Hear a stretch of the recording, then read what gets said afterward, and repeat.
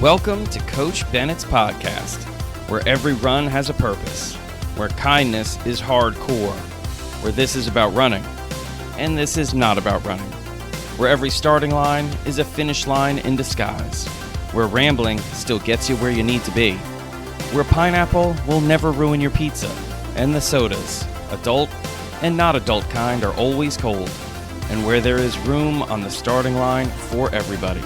I'm Coach Bennett. Thank you for letting me be a part of your day. Let's get started. This is episode 21. That's right, the Blackjack episode of Coach Bennett's podcast. And this is the one so many of you have been asking for, the Mailbag episode. That's right, we are opening up the mailbag and we are reading so many of your letters. So, you know what? Let's just get going. Well, welcome to episode 21 of Coach Bennett's podcast, the much anticipated mailbag episode. That's right, your Q's, my A's from the mailbag, which was a hope of mine early on. I mean, if we go back to the trailer episode, I think I even mentioned the fact that one of my dreams for this podcast was to have a mailbag and have letters in the mailbag that have questions or stories. And guess what? We got it all. And then I hinted, I think, a few episodes in that maybe we'll have a mailbag only episode. And here we are. Dreams come true. How great is that? And this is the other benefit here. There's so many letters. I can't ramble too much. So we're just going to dive right in right now. And we're actually going to start with a letter, oddly enough, that I answered the question, I believe, already, but I wanted to kind of double down on it because I think it's going to highlight a future episode as well. So we're just going to get right into it. And the first one is from Cody from Calgary, Canada, our neighbors up north. And now that I live in Oregon, I guess I've been living in Oregon for a while now, those are our neighbors directly to the north. I mean, if you skip Washington, and I'm not saying skip Washington, but we're a lot closer than when I lived in Jersey, and now I'm rambling. Okay, so let's get into it. Letter 1 from Cody from Calgary. Greetings, Coach Bennett. I hope this letter finds you well. First of all, I wanted to say thanks. Thanks for taking the time to create the new podcast. I'm really excited about this. The Substack articles and all of those NRC guided runs. I love these guided runs. I actually get anxious that one day I'll log on and somehow they'll have been pulled or removed and I'll be left running in circles. Okay, not likely, but still I'm hoping you get to keep the masters or something. I'm pretty sure Tom Petty hid his masters from the record companies for years. Might be an idea. Well, Cody, I will let you know, I have all the scripts because I write them all. All right, moving on to your letter. I don't necessarily have a question, but more of an idea, maybe for a show or a segment on a show. Yesterday, I did one of my favorite guided runs on the NRC app, 10K Head Starts. I love this one. 5K Head Starts is rad too, by the way. Cody, great use of the word rad. And one of my favorite thought starters is right around 2 or 3K, I think. And here's what Cody mentions. In the end, if you give everything to the people and things you are most passionate about, you will end up with more than when you started. Cody goes on to write, whoa, I remember hearing this and nearly stopping my run to write it down. It'd be kind of great if you could rewind these, while out on the run. I mean, I know it'd mess up with the GPS and that text stuff that I have no idea how it works, but it would be cool, right? Anyway, I did get home and write it down, the best I could remember it, and I think about this quote a lot. Every day, seriously. Without getting into all the heavy details, it's been kind of a tough year. It's also been great, too. But man, do I look forward to my runs. And I think what I've learned from running and the guided runs is that it's okay to feel sad, angry, etc. But it's not worth staying in those places for long. As you say, we're trying to run ourselves somewhere new, somewhere better.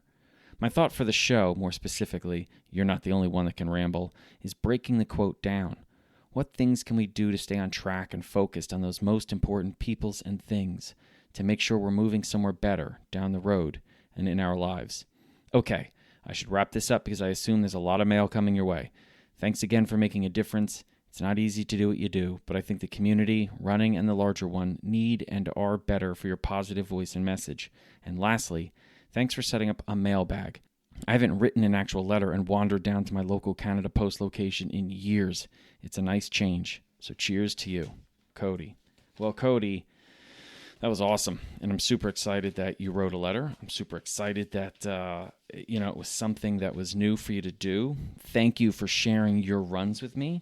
And it's a great idea. And it's one that actually, on Coach Bennett's newsletter, I just did with one of the quotes that resonates with people. And that one was, if you can't do the run you want to do the run you can do. And I gave a background of where it came from and why I said it. Because I think often I talk about the inspiration for the quote from a running lens, but I don't often give background of where I came up with it. So I think it's a great idea, and I think we will have future episodes that do exactly what you said. And I will tell you, there's like a cousin to the line that you really like, which is about sacrifice. And it's my belief that, I'll just give you the line actually, which is just that every worthy sacrifice ends with you getting more back than you give. And I'll give you an example. A lot of times you'll hear coaches say, you got to sacrifice your Friday nights, but okay, maybe you don't go out on a Friday night because there's a run Saturday morning, but you know what you get back in return? You get a great run Saturday morning.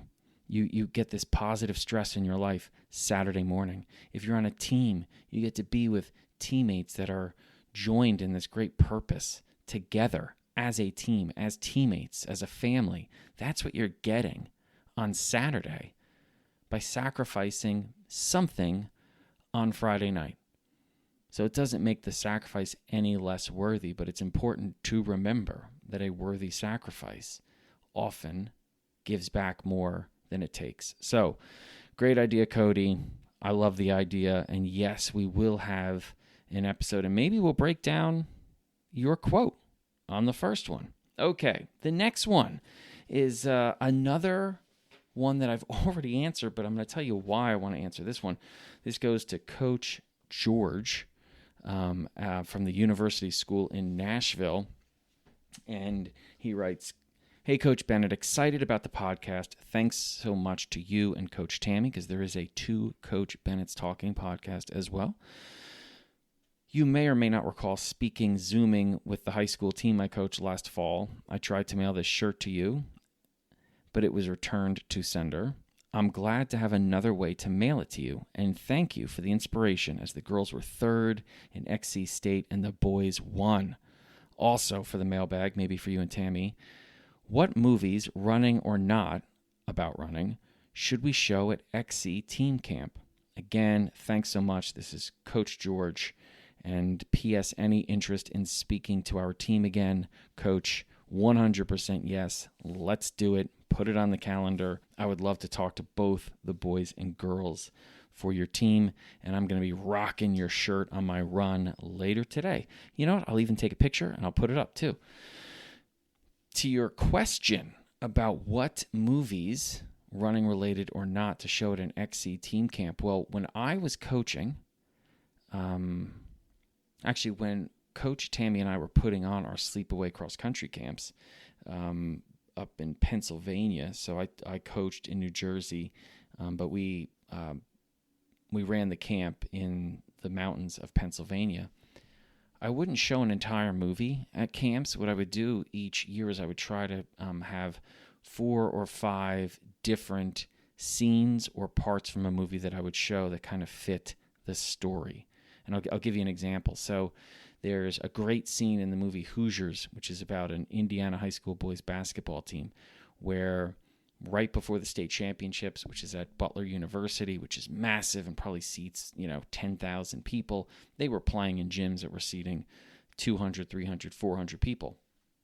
So when the boys come into this Butler arena and they're looking around, they think this is insane, this is massive, this is gigantic, how are we going to be able to play here? And there's this wonderful scene where the coach basically has the athletes measure the distance from the goal to the foul line. He says, how long is it? I say 10 feet. And then he does from the rim to the floor. How long is it? It says 10 feet. And he then says, I think what you'll realize is that the dimensions of this court are the exact same as the ones back in Hickory at our home court, which is mind-blowing to the kids. And his point is that, yes, the stage may be bigger, but the play is the same, which I think is great. And it's a wonderful reminder to athletes that, yes, as the stages get bigger and bigger and bigger, the track doesn't. It's still 400 meters. Or if it's a 5K cross-country race, it's still 5K. There may be more fans there. But all of those things that got you to this stage, they're going to be what allow you to thrive on that stage. And there was another clip from the last Batman movie, Dark Knight Rises. There's a scene where they're talking about getting out of the hole, basically. And if you've seen it, I'm not going to ruin anything, but if you should probably skip ahead like 30 seconds if you haven't seen Dark Knight Rises. But anyway, there's a scene where Batman, Bruce Wayne, is talking about he's not scared. And he's trying to get out of this hole, and there's this one jump you have to make. And he keeps saying, I'm not scared. No one's made the jump except for one person, but we'll get to that. Well, we're not going to get to that because I'm not going to ruin the movie. But he's talking to this guy, this other prisoner there, and says, I'm not scared. I'm not afraid. And you would think like, oh, that's great. You got to make this crazy jump. You should be fearless. And the other prisoner says, and that's why you fail. Because if you want to make this jump, you need to be afraid. And he doesn't mean cowering. What he means is you need to fear not making the jump, falling. That's what's going to make you push even further, is having something to lose. And I thought that's such a brilliant commentary, that it's not about being fearless. It's about overcoming fear. It's about overcoming anxiety. It's about running with these things and dealing with them. It's not about being fearless. It's also about being open to the fact that, guess what? If this doesn't work out, and I care so much, I may be devastated. That's okay. My heart may break. Okay. It's part of the gig. If you care about something this much, there's the possibility you're going to get hurt. And that's part of life. And I think it's important to let athletes know that if you fall in love with this, and if you set a big goal, and if you set a great challenge, there is the possibility it doesn't work out. And that's going to hurt. And that's okay. So there are like different clips. Ride the Lightning, I think is what it's called, about a great skateboarder trying to jump over the Great Wall of China.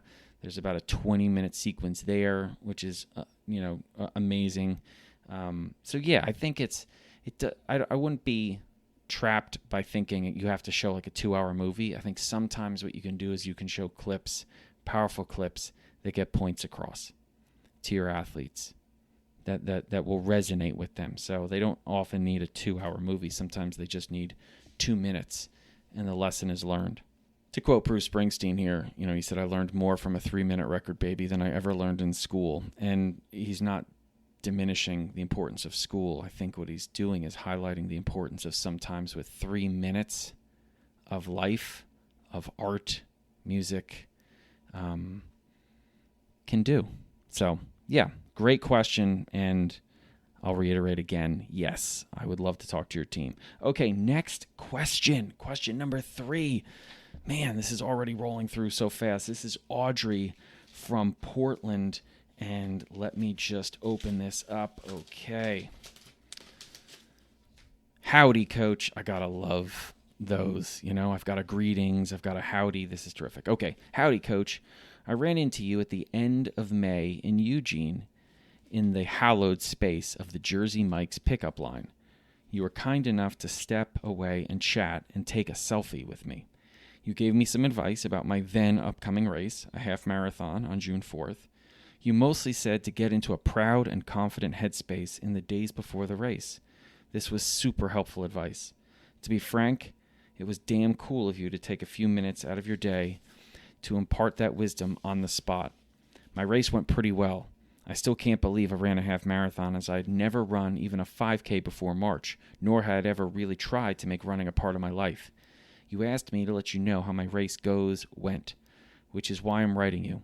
But this is also really a thank you note. The half marathon plan on the NRC app was my guiding light because running has helped me so much in my day-to-day life. Don't you hate it when what everybody says turns out to be true? I have ADHD and some other mental stuff, in part due to a traumatic brain injury freak accident I sustained when I was 7. I'm 23 now.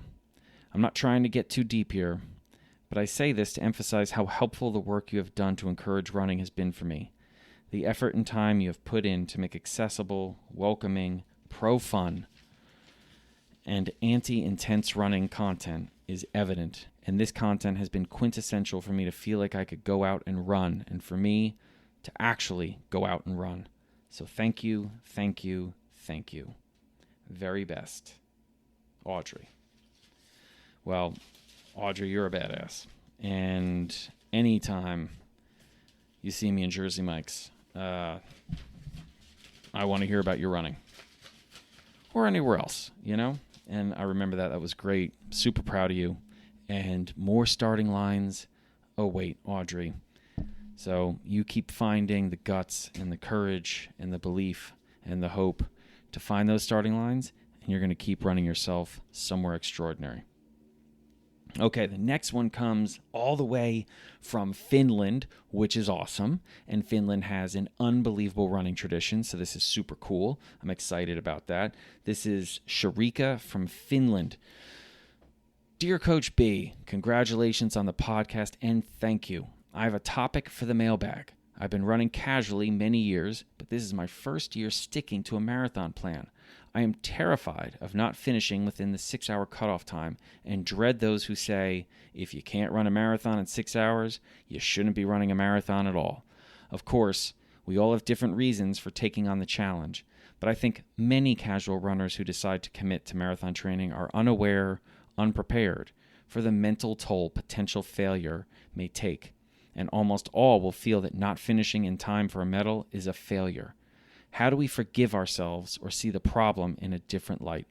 Take care, Sharika. That's an awesome question and a valid one, and I'm so happy that you asked it. I would start here from a coaching point of view. I would probably ask you at the beginning, why are you doing this?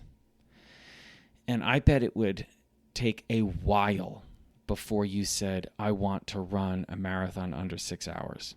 I think the first things that you would probably say are the challenge, the commitment, the journey, the physical benefits from it, the emotional benefits from it, the spiritual benefits from it.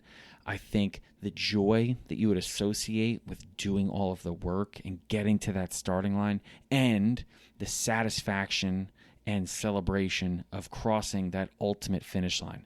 And then you may say, oh, and running 5:50 in the marathon, almost as an afterthought. That's if I had to guess, like if we sat down and we went through it. And even if the time was a little bit higher up the list, it doesn't negate all of the other reasons why you're doing the marathon. So don't sabotage all of the other amazing things that come from accomplishing the journey. And it is a journey. It means accomplishing, getting to all the starting lines over the course of the 14, 16, 18 weeks. It means doing the fartlek runs and the hill runs and the long runs and the speed runs. It's committing and recommitting to that commitment. It's the satisfaction you get from doing that random recovery run that was so hard to do. It's the satisfaction and joy you get from doing a long run in a way that blows your mind, that once you thought was unattainable, and now it's just another week's long run. Don't allow this one measurement of success to take away all of the others. Okay? That's what I would say. And if you cross the line under 6 hours, fantastic. You've achieved all of those things. If you cross the line at 6 hours and 1 minute, what have you not achieved? You've still achieved all of those other things. Don't allow the clock to dictate how successful this was. And I'll tell you what, this goes for anybody.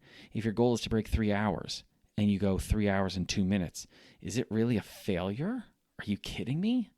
I think if there's a failure, the failure would be how you are looking at your success. That's the failure. And hopefully you can remedy that, because it is an unbelievable accomplishment to do the training it takes to be able to do a marathon. And it is yet another extraordinary accomplishment to cover 42.2K or 26.2 miles. So that is my answer to you, and that is a great question all the way from Finland. Thank you for writing. That's awesome. Okay, the next question comes from Carla from Baker City. All right. Coach Bennett, first and foremost, we need to discuss Oregon weather. I grew up in Albany, so I know what you mean when you talk about rain. But I live in Baker City now, and we average 196 sunny days per year and only 15 inches of rain versus Portland's 36 inches of annual rainfall.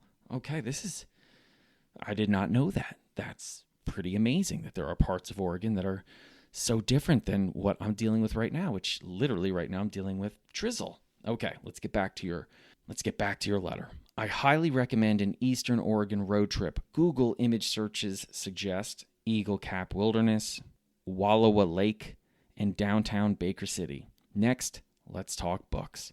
During Best Runner Ever, which was a month-long course, basically that Coach Tammy, my wife, and I put together 2 summers ago? Or was it last summer? Oh, man, time just slips away. All right. Back to the letter. Again, I'm starting to ramble. During Best Runner Ever, you suggested Project Hail Mary to me. That's a book, among others. Project Hail Mary was hands down one of the best books I've ever read, so thank you. Long story short, my dad is in prison, and we read the book at the same time, and we both loved it. That's awesome. I love when people share the sport, and I love when people share books. That is so awesome. If you're sharing your passions with someone else, you're just increasing the amount of passion in the world. I love it. Okay.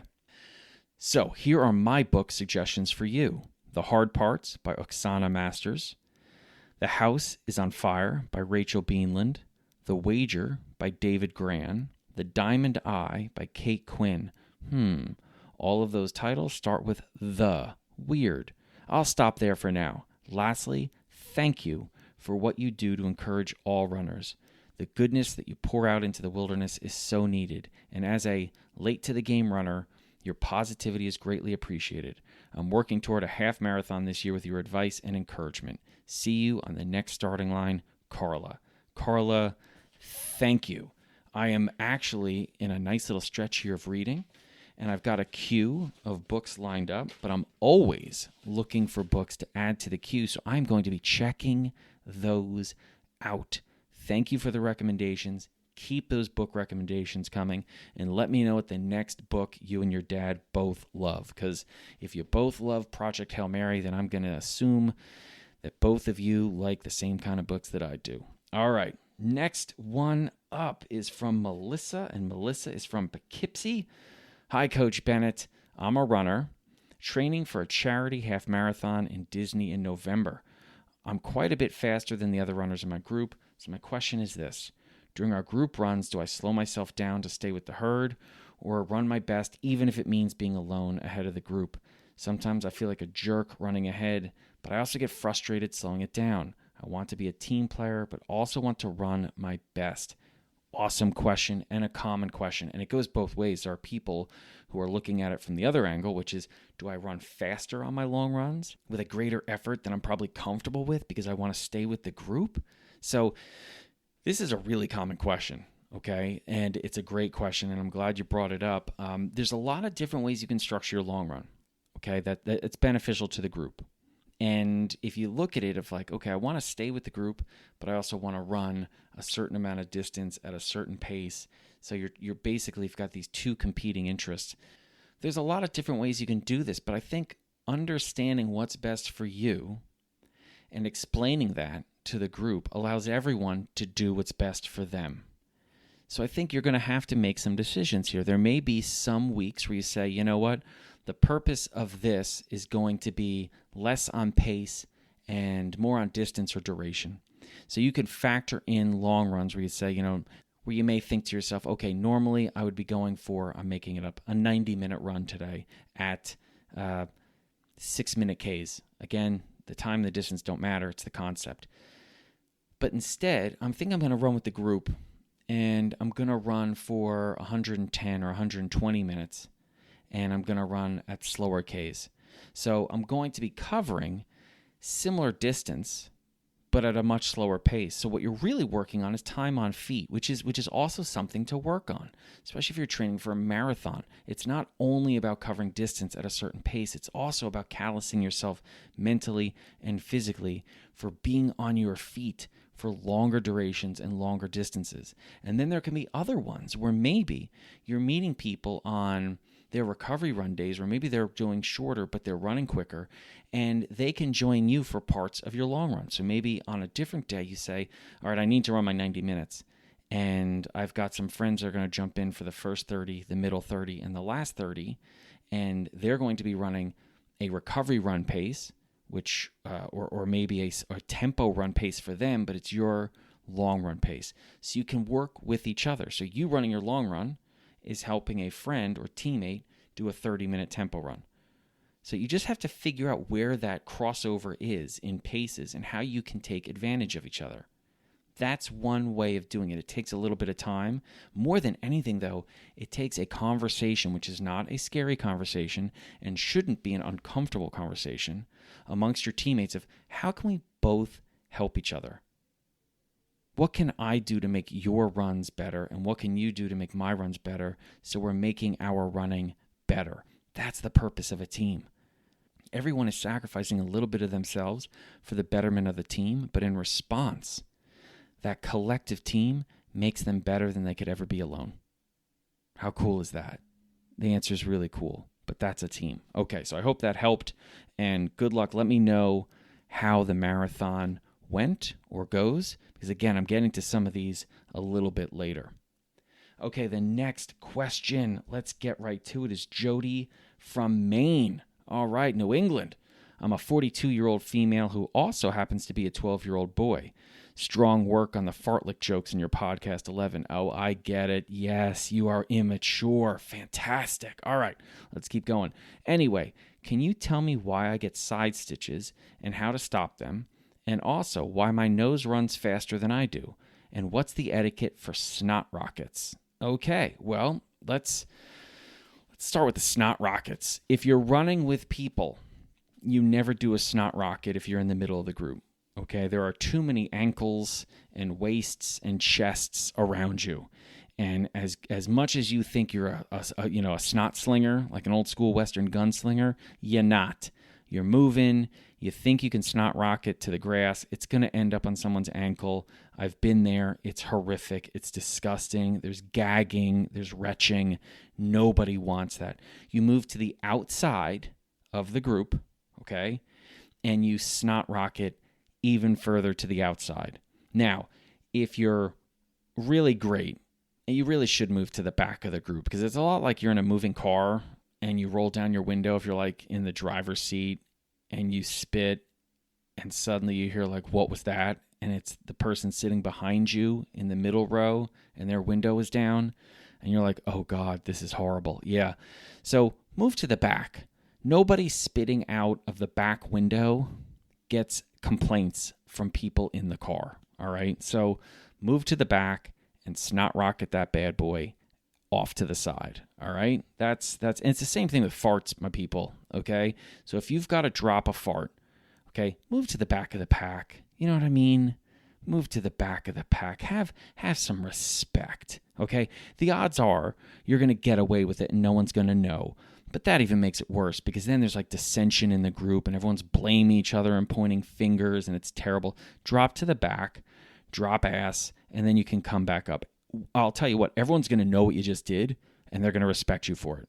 They're going to thank you for it. So snot rockets and farts, get to the outside and to the back, do your business, and then you can come back. All right, great question. There's going to be a lot of happy people in Maine that are not going to be getting loogies stuck on their shin or something like that. So, all right, next question. That was the 7th question. We are rolling. Let's keep it going. All right, the next one is Carly from Beaverton. All right, let's do it. Coach Bennett, thank you for reading my letter. I'm in the third quarter of the Nike Run Club Half Marathon training plan. I love the plan, and I've been highly dedicated to following it, workout for workout. I've heard you mention in your guided runs and in your podcast that running in races is an important aspect of training and deepening my appreciation for the sport. My question, what is your advice for incorporating races of different lengths and types, road, trail, sand, etc., for us type A personalities who struggle with deviating from a training plan? Do we add the race to the plan and get an extra run that week, or do we replace a speed run with a race or something different? Awesome question. Okay, well, it depends, but every question is going to have an answer that depends. So I'll just kind of break it down as simply as possible. You're going to have to replace something. You don't add a race into your training by adding an extra day of running. Okay, that's not what you're going to do. It makes the most sense to get rid of the speed run, but you have to remember, your speed run isn't usually on a Saturday for most people, but the race is probably on a Saturday. So you're going to have to adjust your schedule, and that means the week of the race and the week after the race, you're going to have to do a little bit of juggling, and that's okay. That is fine, because one of the things that a race does, an unexpected race, one that you decide to just throw in there, it breaks up your training. It's a lot of fun. It's a hard effort. It's training for the ultimate race day, getting the nerves, and it allows you to, spend the night before, getting your meal set, planning the morning of, getting your race gear ready. So there's a lot of great benefits. But depending on the race length, the intensity you're going to run it at, all of these things are going to be factored in to the recovery in anticipation of. So you're going to have a speed run. How many days do you want to give before this race? That's going to be dependent on how hard you want to race that day. If you're just going there and you're going to treat it like, it's going to be like a 6 effort, 7 effort, you probably don't have to change much. But if you're going in there and it's an intense and you say, I'm going to try to give my best and I'm going to try to set a PB, okay, then you're going to want that last speed run a little further away from race day. And then you're going to want your long run to be a little bit after race day, which is going to bump the next speed run. So like I said, there's like a cascading effect after. And what you want to do is anticipate the race with your training before. So yes, you're going to ditch one of the speed runs, and then you're going to adjust the training the week before and the week after, so you can be ready for and recovered from the race, okay? So it takes a little bit of planning, it takes a little bit of thinking, but these are the things that make you better at running, okay? Because going through this process is going to force you to be your own best coach, where you're thinking, how do I want to set up and structure my week ahead? And how do I want to recover from this race, which is going to lead to you structuring your week after? All of that forces you to think like a coach in what's best for the athlete, which is an awesome exercise to go through. So, great question. Thank you, Carly. Okay, and the next question comes from Victoria, British Columbia. Very nice. And this is Simon. And I've read this letter, and this is an awesome one. I'm not going to read it out here because the main question is one that I will answer separately. But this is to Simon, who's 20 and is from Yukon, Whitehorse, Yukon, Canada. And he says, I think that breaks the record for the furthest north you've gotten a letter from anyone. And he's I believe he's right. But he is a college student, and he is new to the sport of running. And I just want to say this to Simon.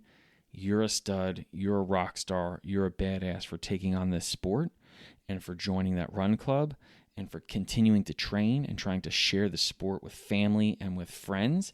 And yes, I will get you a response to the question that you asked. I just wanted you to know that I got your letter. I read it. I will be responding to you. You keep finding starting lines. You keep investing yourself, not just in the sport, but in the community around the sport, because we are better for having you on the starting line. So thank you for your letter.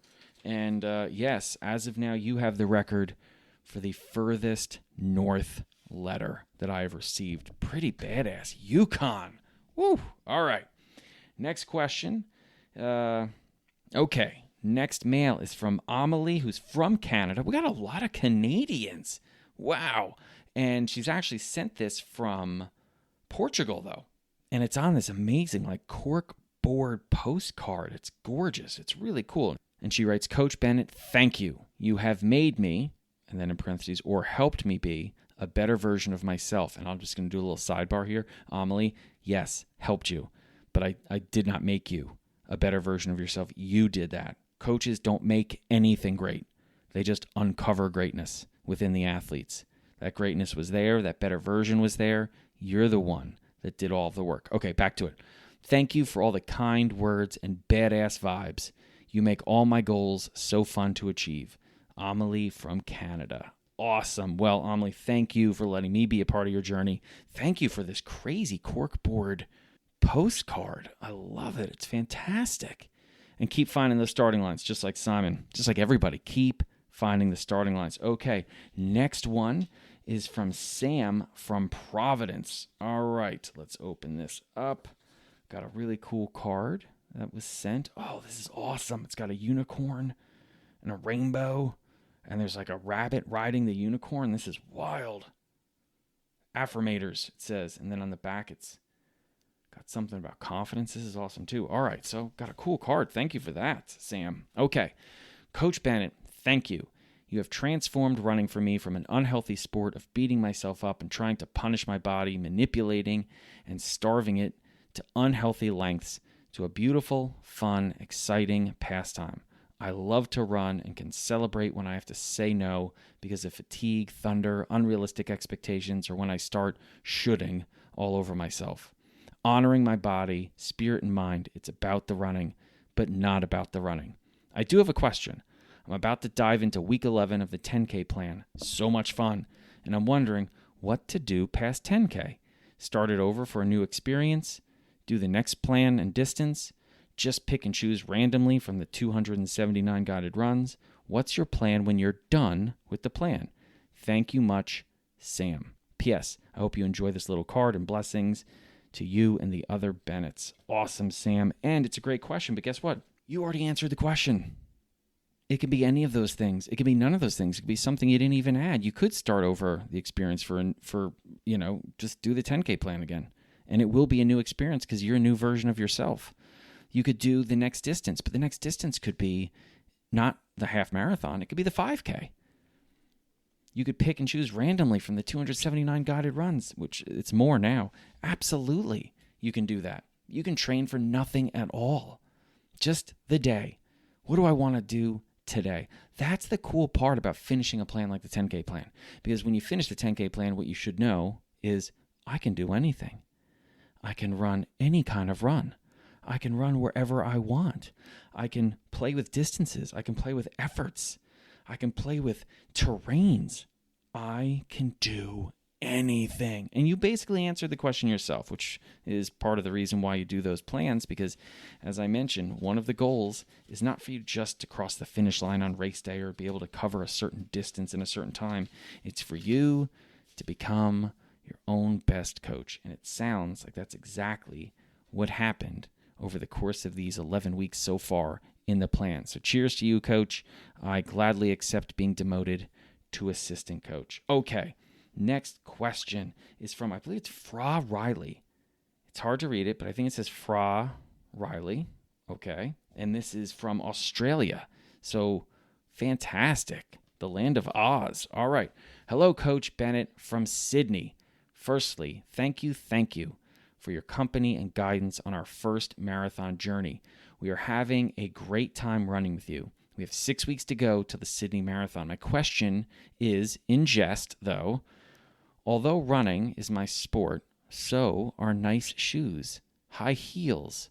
Will my toes ever be the same? All the positive vibes. No, they won't be. They won't ever be the same because you won't ever be the same.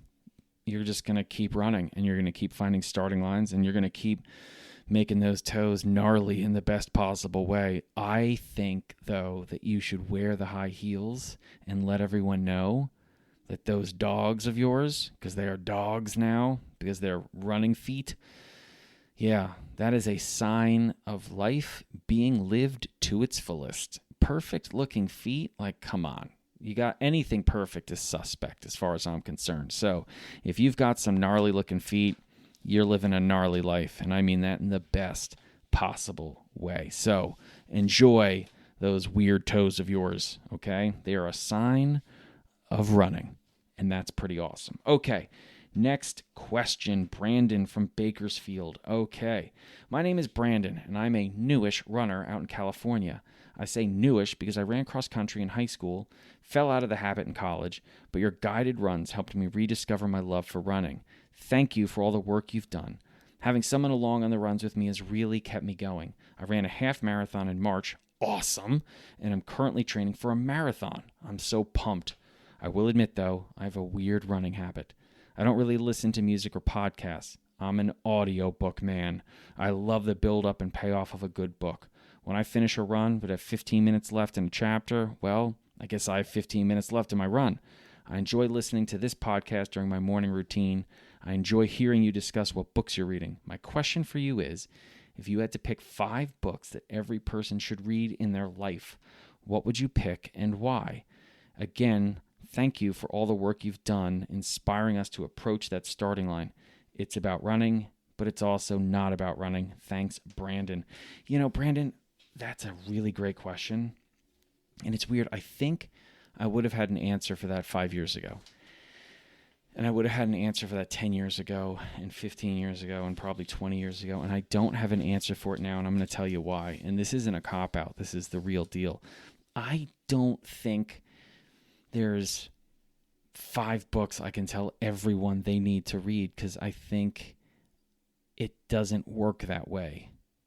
And I think I've come to that conclusion with every new day that I live, that I can tell you the 5 books that are essential to me and the life I'm living, but I don't know if I can make that case for other people and say, this is going to resonate with you the way it resonated with me. I can say these are 5 books I loved, and maybe you'll love them, or I think you'll love them. I don't think I'm going to make that list of 5 for anyone, that these are the 5 books you have to read. I would say these are the 5 books I would have to read. Looking back at the hundreds and hundreds and hundreds of books I've read, if I could only read 5, and I feel like they would have the most positive impact on my life, I could do that. And maybe I will do that. That's a really cool question. So you kind of, in a weird way, made me start thinking of like a different way to do this. Because it only dawned on me when I read your question that I don't know if I can answer that anymore. And I would have answered it. So, yeah. It's kind of weird. I'm answering your question, but I'm definitely not answering your question. But I think you led to another really cool episode we could do, or at least part of an episode where I talk about, like, you know, the 5 books that changed my life. Whether or not they changed yours, I don't know, but they changed mine. Okay, I think we have time for one more question. And this is from Dana Jerry Meyer.